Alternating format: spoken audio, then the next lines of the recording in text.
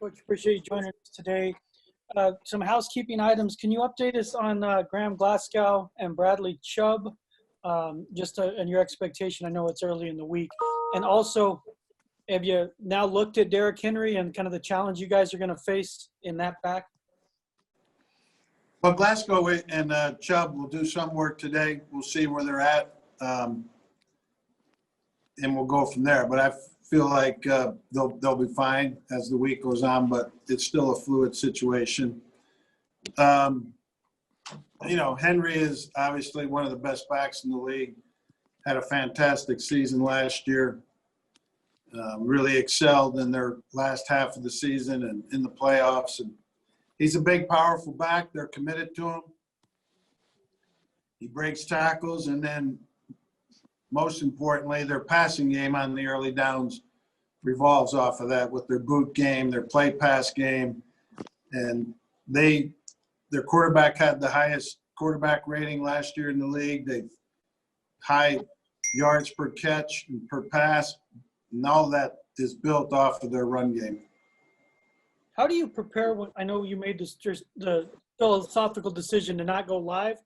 When you face a back like Henry, I mean, tackle is paramount, but is there anything you do in practice to try to simulate a guy like – I mean, I think Vaughn is the only guy I see built like him on your roster. How do you simulate tackling a guy like that? It's hard. We'll hit the big bag, but you don't simulate that. A guy that big running with that type of power and speed, we just have to be ready for it. And hopefully we will be. It'll take a lot of guys to get him down, and we got to get a lot of guys to the ball. Up next, we have Nick Kosmider, followed by Ryan O'Halloran. Nick, go ahead. Yeah, Vic, entering the second season, what are the things that give you confidence that this defense can create more takeaways than it did a year ago? Well, I think just another year in the system will help the guys that were here last year. I think we've added some players that could help in that area also. And AJ, Jarrell, two of the guys that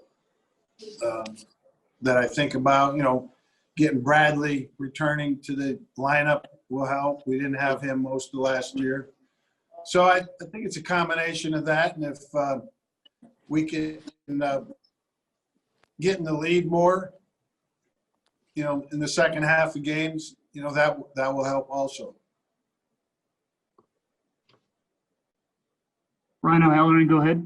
Hey, Vic, two things for you. First one, what did Lloyd Cushenberry show over the last couple of weeks to separate himself for that center spot? He just kept improving. It was a close battle all through camp.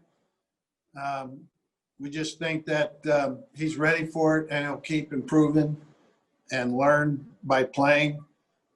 So, a little bit of this is crystal ball that we think he'll keep improving and develop into a good center. So, that's part of it. And then second question, have you decided to go game-by-game captains this year again, or season captains? Yes, game by game. Okay. Up next, Andrew Mason, followed by Brandon Cristallo. Go ahead, Andrew. Of course, when you faced the Titans last year, Vic, Mariota started, then they went with Tannehill. From what you've seen on film, studying them, what changed about their offensive capability with Tannehill in compared to what you guys faced with Mariota for most of that game? Well, you're right. Their team really changed once Tannehill got in there. They won 9 of their last 14 games, including 2 playoff games on the road. He just became very, very efficient. He had the highest quarterback rating in the league. They threw it well.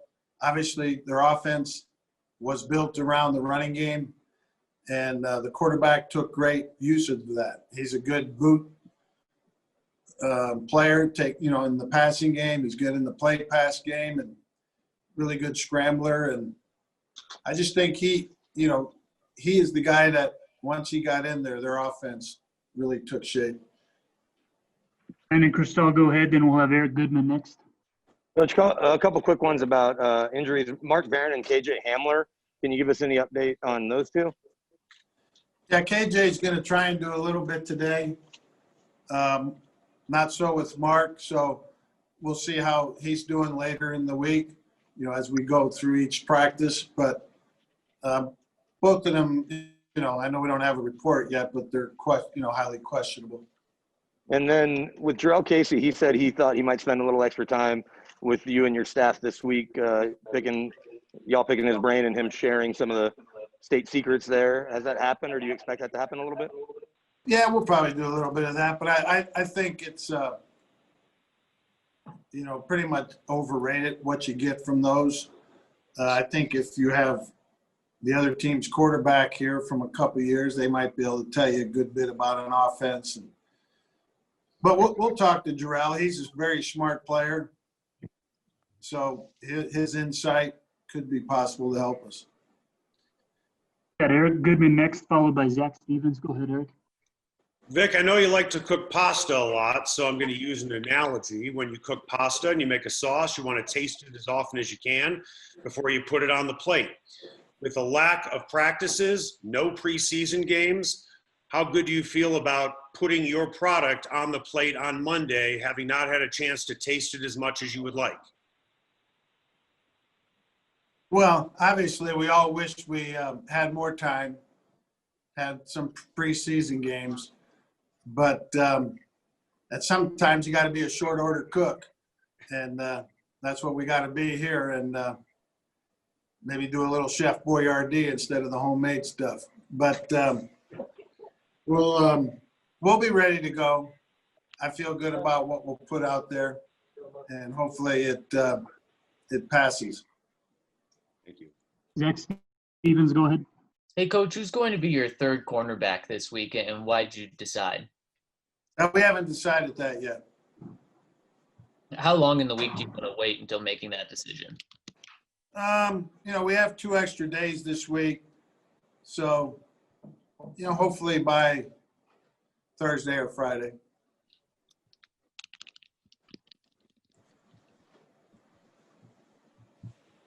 We've got 2 left, Ryan O'Halloran and Mike Kliss. Ryan, go ahead. Hey, Vic, follow up on Barron. What's his issue? Hamstring. And did it hurt it in the final practice the other night? He did, yes. If he can't go, what's your option there in terms of your linebacker depth? Do you move Joe Jones up? Yeah, we just have AJ and Josie would play the bulk of it, and get Kalitru going and get Joe Jones going, and those would be the 4 guys. Thanks. Okay, last one here, Mike Kliss. Go ahead, Mike. Yeah, Coach, just once again with no fans on Monday, what did you think, after the second time, the environment there and any adjustments you want to see on the crowd noise? No, the crowd noise is fine. I actually think it kind of helps simulate the feel that you get from being in the stadium. Obviously, there's no replacing 70+ thousand fans and the energy they bring to it. But I think what will be different than the 2 practices we had down there, and it will be very obvious to everyone, especially the players and us as coaches, is once there's another team in that stadium that we're going against, it will change the dynamics.